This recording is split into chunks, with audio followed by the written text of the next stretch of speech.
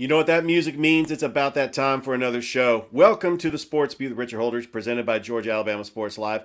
Happy to be here back on Facebook Live. Don't forget you can subscribe to the podcast on Apple Podcasts, Spotify, iHeartRadio, or wherever you get your podcasts. I'm excited about my next guest. I've had him on the show before. He has a very successful podcast from Daily Wire Sports called Crain and Company. Just one of the most recognizable sports personalities. He's funny, he's got a lot of knowledge, and he really tells it like it is. I am so pleased to welcome Jake Crain from Crain and Company here on the Sports Feed. Jake, welcome back. Man, well, first off, thanks for that introduction. I really appreciate it. Man, I need to have you talk to my wife. It's like I say on the show. Maybe I can get more make her be able to agree with me more. But no, it's always fun to come on with you, my friend. Obviously, you know the level of respect I have for you. And I tell you, every time I come on here, that intro music, man, it's fresh. It like gets me going. It's like upbeat enough where it gets you going, but you know, I'm not over here fist pumping on the Jersey Shore. So it's I like it. It's a good vibe. All right, Jake. A lot of sporting events happening. First of all, it's a big night in the WNBA. You got NBA playoffs going on. You got the PGA Championship, the Preakness. I mean, this is really my favorite time. I mean, I know that every month has its sports that we all love. I mean, we talk about March and March Madness, April opening day. But I like this just because, you know, we also have the NFL schedule released. There's just so much going on. But Jake, we're going to start with the NBA because I know that the star power from the past is not there in the second round. Like no LeBron, no Joel Embiid, no KD, but you still have the champs. By the way, I thought they were done after trailing 2-0 to Minnesota, but you never count out the champs. The Celtics are hobbled, but I think because of the injuries to the Knicks, and I just don't think the Pacers are right there yet. I think that the Celtics are probably going to waltz their way to the NBA Finals, but in your opinion, what does the landscape of the NBA look so far here in the second round? Well, you know what? I think we're kind of having a passing of the guard, obviously, in the NBA. When you look at the stars that are kind of leaving, the ones that are emerging, and the ones that, you know, not only have gotten to the top, but have stayed at the top, like Jokic. And you see what Jason Tatum's done, even though, you know, he hadn't gotten over that final hump yet. But yeah, as far as Kevin Durant, I mean, you look at LeBron. I know he's still playing at a pretty high level, but eventually that's going to end. You know, the Bronny situation's a totally different one. But I'll tell you, even without the mega star power, right? Not to say that there isn't some stars that are still playing. There are. I think the basketball's been really good. You know, we were having a debate on the show yesterday. Is there in another sport, is there a bigger gap in the quality of play between the playoffs and the regular season than in the NBA? And I don't think there is. I mean, we're looking at physical games. You're having guys doing the garbage type things. You're not having as much flopping. We've had some big time shots. So look, the NBA, to me, it's got to disassociate from some of these narratives that it has and just put a good product out on the court. And I think that's what we've been getting. But as far as the Nuggets, look, they've done this song and dance before, right? You know, experience is the unteachable intangible. We talk about this in football all the time. You can have all the skill, all the athleticism, all the talent, but until you experience it, right, you don't really know how to react to every situation. It seems like the Nuggets, they don't get too high, they don't get too low. And really, and Richard, you know this, not to be too long-winded, but sometimes when you go on the road, the pressure's off a little bit. It felt like not just because Minnesota was up 2 games, but that they were having to go and defend their home turf. It kind of takes the pressure off it in a weird way. Now, I want to play every big game at home, but I think the playoffs has been fantastic. But yeah, I mean, the Celtics minus Porzingis, who I think is going to be back. The Knicks are just the walking wounded right now. It's an attrition 10 over there. But either way, I don't see this ending in any other form or fashion other than obviously who comes out of the Nuggets and the Timberwolves series and then the Celtics out of the East. All right. Well, let's go ahead and talk about the draft lottery. By the way, I wasn't a fan of it being on Sunday because I had no idea the Hawks won the number 1 pick until I looked down at my phone. And the buzz in Atlanta is kind of mixed because there are some Hawks fans. You know, I live in Georgia, so the Hawks fans that are optimistic, like myself, think that all they need is another all-star to play along with Trae Young and DeJounte Murray. There's a brand of Hawks fans that think, oh, blow it up, trade Trae Young, trade DeJounte Murray, and start over, or even trade the first-round pick. There's even been some crazies out there that said, well, we should draft Bronny James because Bron could come to Atlanta. But I'm a realist. I think that you go get Alex Sarr. He is going to be an all-star. I think that he's got the best potential to be an all-star, and I think that's the missing piece that the Mhm. Atlanta Hawks need. But what do you think the Atlanta Hawks need to do with that number one pick? Well, the good news is they can't draft Michael Penix Jr., so that's off the table. They can't, that and again, we talked about that a lot on Crain and Company. But to me, look, again, the market, you can only get what the market bears, right? I don't think LeBron's the answer. If you're legitimately trying to win, or you're legitimately trying to build something that can last over time, and we've seen a lot of teams in the NBA have won NBA, titles by drafting, maybe making a trade here or there, but using that core group of guys. You go back and look at the Warriors. I can go down the list, the Bucks, teams that have been able to win it by kind of growing the talent and keeping that identity. When I look at what the Hawks can do, first off, it's a good position to be in. You'd much rather be in this position than not, to be able to have that first pick to kind of hang over people. But I don't know how you don't get Alex Sarr. He's 7'1". He can move incredibly. It seems like, the guys that have come in from Europe, whether that be, Rudy Gobert, that's a rim protector, or a guy that can come shoot, they make ball players pretty good over there. And I think he's an NBA All-Star. The Trae Young question is a bigger one to me. I think I know who your number one pick should be. It's what do you do with Trae Young? What type of value can you get with him or Murray? And at the end of the day, when you look at the free agent pool that's out there, outside of LeBron, who are you really trying to go get? So, I don't think they'd be crazy to take the Frenchman with the first pick, keep him with Trae Young, try and keep some of that core together, and see if he can't be the missing piece. Absolutely. And I don't know how much this is going to get popular, but I personally do feel it's opening night in the WNBA. In the past, I really didn't think too much highly of the WNBA. I mean, it really wasn't a league that was marketed as properly as it should. But I really think that Caitlin Clark is a game changer. Like Tiger Woods, like Michael Jordan, she has changed the face of women's college basketball.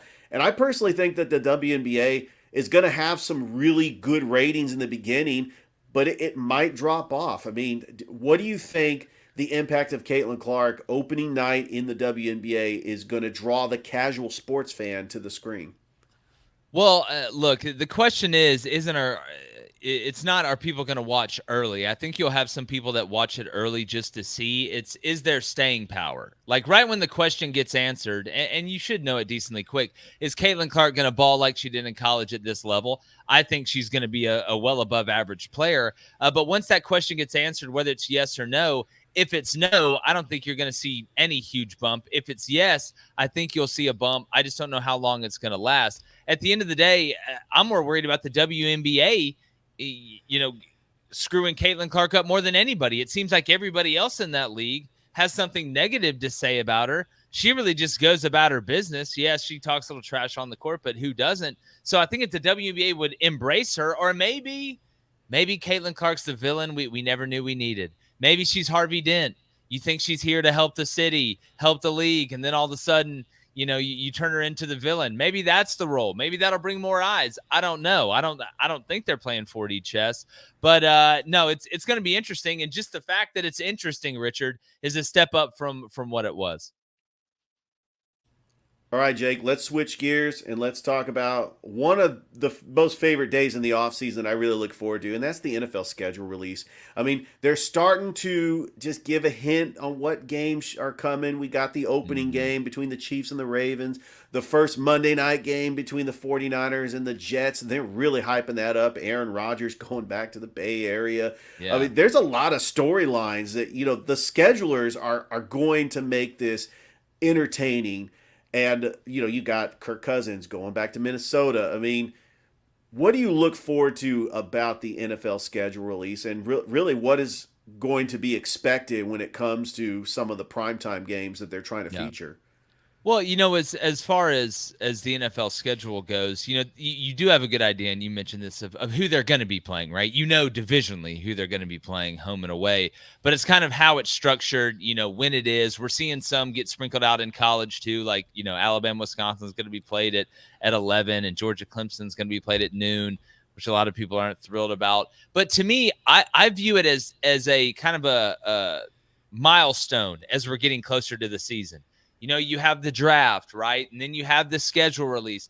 it is another step closer to what we love most, and that's kickoff. And again, I'm not trying to hate on the USFL or any of that. I'll watch it, but just like I like regular Coca-Cola better than I like Coca-Cola Zero Sugar, I'll drink it if I have to, but I don't want to if I don't have to. So I think, again, it's another step to what I believe the greatest sports season of all time, and that is true football season, college, and then obviously the NFL kicks off right after that. And Richard, may I make a point? I'm trying to get this back in the news around this time of year.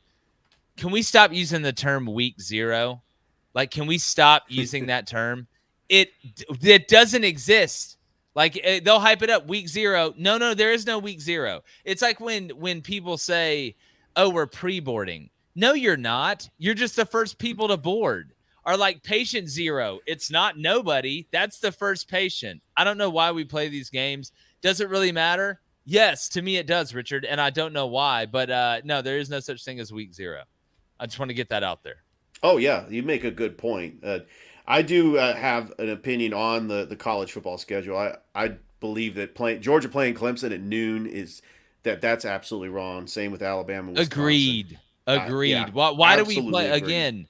The games at noon and the games at 11 should be the appetizers. The entree shouldn't come out until at least 2:30 p.m. Central Time. You can talk me into that one. But at noon, no. And that isn't to say that you're not going to be able to guess every big time matchup that's going to happen as the season goes on. There's always surprises, good and bad. But and sometimes, networks get to pick which games. But the fact we're already announcing, like Bama, Wisconsin's playing at 11, for real, at 11, the only people that are excited about that are the people that sell Bloody Mary mix and orange juice and cheap champagne. Those are the only people that are excited about that.